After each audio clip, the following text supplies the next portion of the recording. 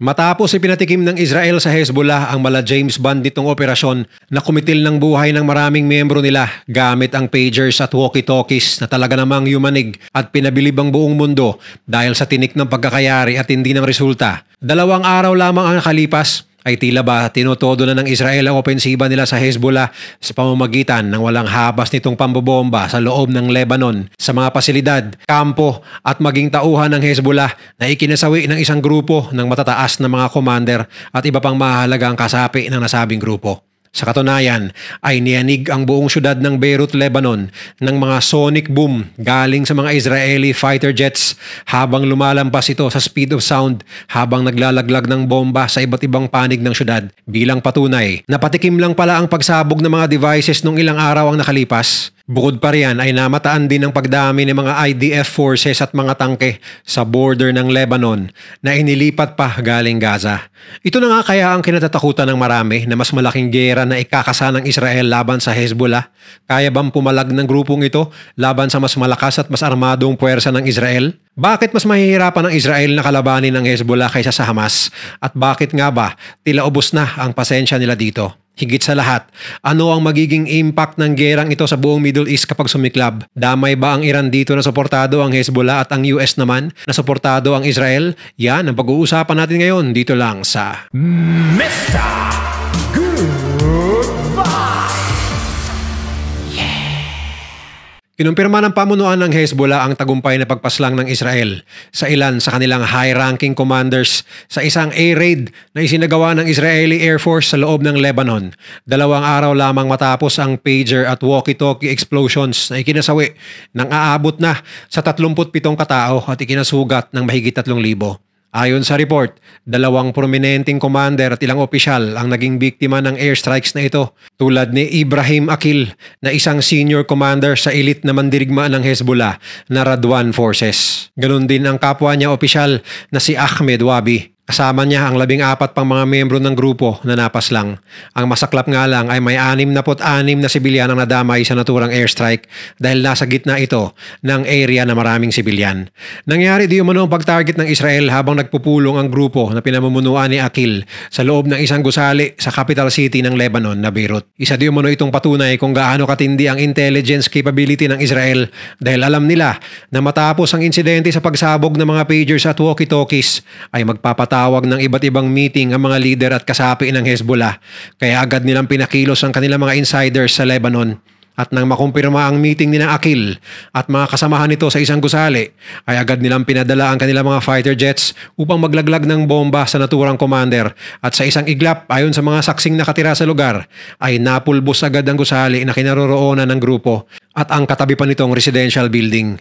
Siya ang pangalawang high-ranking Hezbollah commander na napaslang sa loob ng 2 buwan matapos mapuruhan ng IDF si Fuad Shukr sa isa ring airstrike. Isa raw itong malaking dagok sa Hezbollah dahil si Akil ay isang mahusay at respetadong commander na namuno na sa ilang operasyon ng Hezbollah laban sa Israel maging sa Estados Unidos.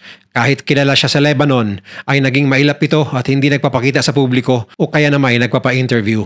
Sa katunayan, matagal na itong wanted ng US at may patong ito na $7 million sa kanyang ulo dahil siya ang tinuturong mastermind sa pagbomba ng US Embassy sa Beirut noong 1983 na kumitil ng 63 buhay at ang isang US Marine barracks na ikinasawi ng 241 na personnel. Base sa mga ulat, nasugatan na di umano si Akil dahil sa pagsabog ng dala niyang pager ilang araw lang ang lumipas. Subalit ito ay nakaligtas. Ngunit sinigurado ng Israel na wala na siyang kawala sa pagkakataong ito sa pamamagitan ng mga bombang nilaglag ng kanilang mga eroplano. Ayon kay Israeli Defense Minister Yoav Gallant, umpisa pa lamang ito ng bagong yugto ng sigalot nila laban sa Hezbollah na matagal nang naghahasik ng lagim sa kanila at lalo lamang tumitindi noong mag-umpisa ang giyera sa Gaza.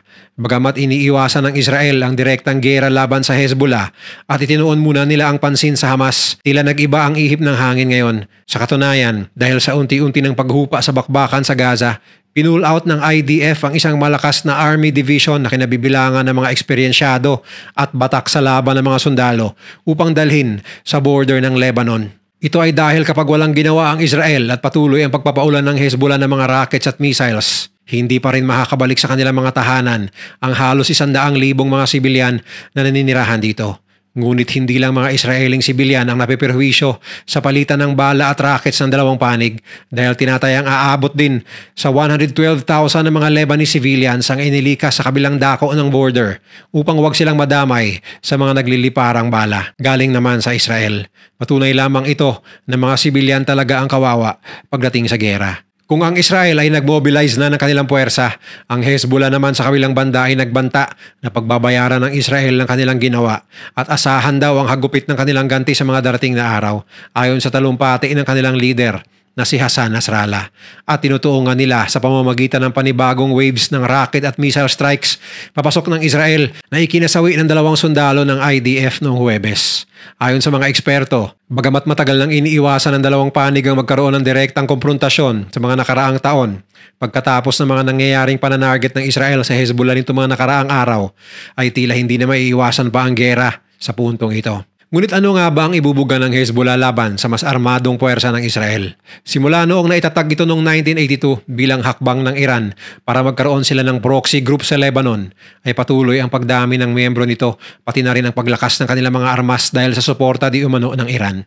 Tinatayang aabot ang bilang ng kanilang mga mandirigma sa 100,000 na mga miyembro ayon sa kanilang leader na si Nasrallah. Subalit marami ang naniniwala na ito ay kalabisang estimate ng pinuno upang palakasin lamang ang imahe ng kanyang grupo. At nasa 20,000 katao lamang daw ang talagang trained na fighters ng grupo. Aabot din di umano sa 100,000 ang bilang ng mga stock na missiles at rockets na handa nilang pakawalan laban sa Israel sa oras ng isang all-out war. Kung tutuusin, ay maliit ang bilang na ito kumpara sa IDF na may 170,000 na well-trained at active na mga sundalo at 465,000 reserve personnel, ganon din ang mga makabagong gamit at sasakyan, mapalupa man, dagat at ere.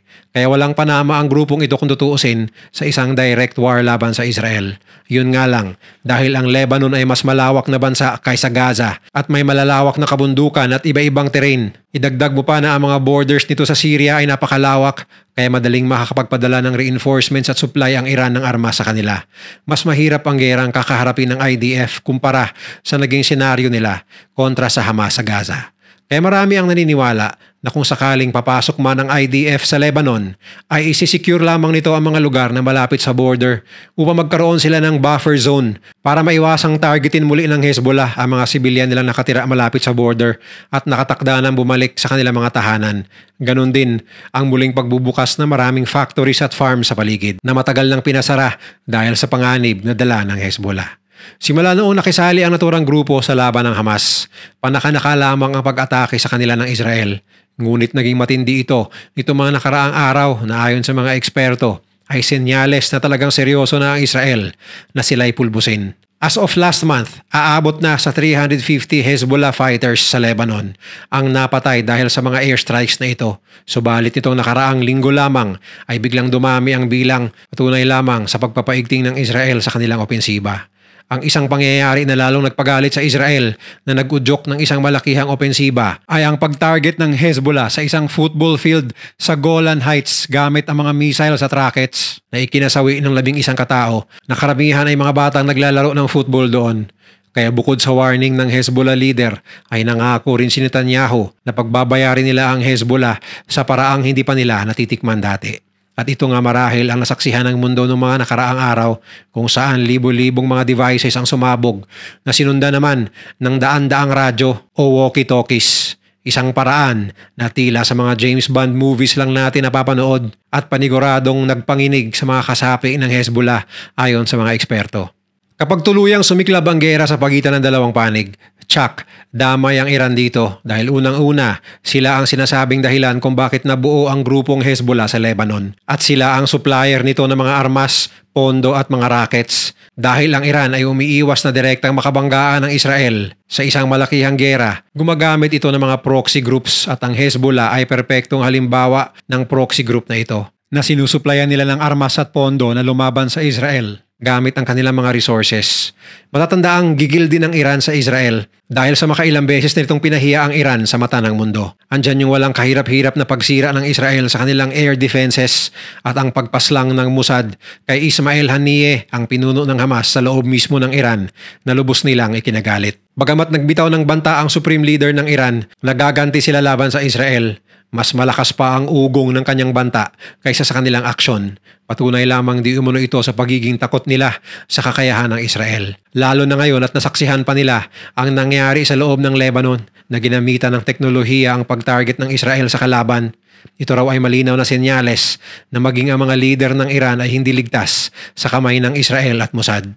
Kaya hindi ito magdadalawang isip na ibuhos ang 100% suporta sa Hezbollah kapag nangyari ang gera dahil ito lamang ang nakikita nilang paraan para makaganti sa Israel. Simula pa dati, kilala na ang Iran na nagpapadala ng kanilang mga opisyal upang i-train ang mga miyembro ng Hezbollah. Sa katunayan, ilang beses nang may napatay ng mga Iranian army officers na kasama sa mga Hezbollah officers dahil sa mga airstrikes ng Israel. Maging ang kanilang diplomat sa Lebanon ay nasugatan din ilang araw lang ang nakalipas dahil kasama nito ang isang Hezbollah officer na may dalang pager na sumabog.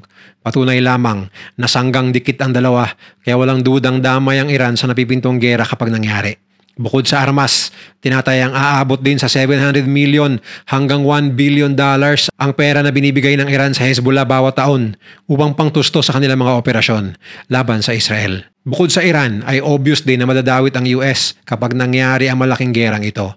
Ayon mismo sa statement ni President Joe Biden na walang duda at pag-aalinlangan ang suporta nila sa Israel maging sa kasagsagan ng gera nito laban sa Hamas sa Gaza. Hindi man ito direktang sumali sa aksyon pero sa paraang pinansyal at sa pagbibigay ng armas ay siguradong andyan ang US upang umalalay sa Israel.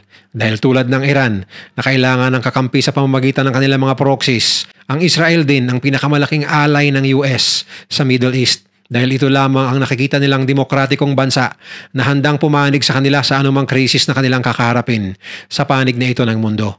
Kaya gayon na lamang ang suporta at tulong na binibigay nila dito. Sa posibleng pagkalat naman ng gera sa buong Middle East ayon sa mga eksperto ay may tsansa naman, subalit mas naniniwala silang magiging isolated lang ito sa loob ng Lebanon. Yan ay dahil bukod sa Syria, Yemen at Iran, ang ibang Middle Eastern countries ay hindi suportado ang Hezbollah at wala di umunong balak ang mga kapitbahay na ito na sumuporta sa Hezbollah. Sa katunayan, marami sa mga Middle Eastern countries ang sumang-ayon sa US at EU na ituring na terrorist organization ang Hezbollah. Sa ngayon, patuloy pa rin ang paglipad at paglalaglag ng bomba ng mga Israeli jets sa mga supply depots at military facilities ng Hezbollah, kasama na rito ang pag-target sa kanilang mga leaders sa loob ng Lebanon. Kaya hindi malayong may mababalitaan na naman tayong leader o miyembro ng naturang grupo na napatay sa mga susunod na araw. Sa kabilang banda naman ay patuloy din ang investigasyon sa kung paano napasa kamay ng Mossad ang mga pager devices at radio communication devices bago na ipamahagi sa mga operatiba ng Hezbollah at sumabog. Noong isang araw ay mariing tinanggi ng babaeng may-ari ng BAC sa Hungary ang kumpanyang nagmanufacture ng mga pagers at ang Japan-based na ICOM na siya namang gumawa ng mga sumabog na walkie-talkies ay sinabing wala silang kinalaman sa pagtatanim ng bomba sa mga devices na ito. Ayon sa ICOM, duda sila na pineke ang kanilang produkto dahil sa kakulangan nito ng holographic stickers. Kaya matunog ngayon ang tsorya na ang mga pagsabog ng libu-libong devices sa loob ng isang araw ay ilang taong pinagtrabahuhan ng Mossad. Nag-set up di umano ito ng mga peking kumpanya at sariling supply chain upang masiguradong dadaan muna sa kamay nila ang mga devices bago ma-deliver sa Hezbollah. At bago pa nito ay nilagyan na nila ng mga pampasabog na maaaring i-trigger sa pamamagitan ng mensahe. Isang konkretong halimbawa sa kahusayan at expertise ng Mossad na kilala na sa mga madiskarting paraan upang maghasik ng lagim sa kalaban at huntingin ang mga taong nagkakasala sa Israel maging sa ang panig man ito ng mundo. Kaya abangan na lang natin sa mga susunod na araw kung tuloy nga ba ang malaking opensiba ng Israel at kung ano ang mga inihandang counter-offensive ng Hezbollah base sa kanilang mga banta upang maipaghigante ang mga nasawi nilang tauhan. Ngunit sana lang ay kahit anong mangyari, kung matuloy man ang gera, ay maiwasan ng dalawang panig ang madamay ang maraming mga inosenteng buhay ng mga sibilyan na wala namang kasalanan at kinalaman sa gera. Dahil sa bandang huli, ang mga sibilyan pa rin ang laging dihado at laging biktima sa isang gera. Lalo na yung mga matatanda, mga bata, yung mga taong hirap na nga sa pang-araw-araw na buhay at lalo pang maghihikahos sa gitna ng isang malawakang digmaan. Ikaw, ano sa tingin mo? Kakayanin ba ng Hezbollah ang Israeli forces kapag natuloy ang gera? O mahihirapan ng Israel sa mas malakas na kalabang ito kaysa sa Hamas? Magbigay lang ng inyong mga opinion sa comment section sa baba. Kung nagustuhan mo ang video na to, share mo naman sa iba at mag-subscribe ka na rin. Panoorin mo na rin yung mga videos na nasa kanan para lalo pang maubos ang oras mo.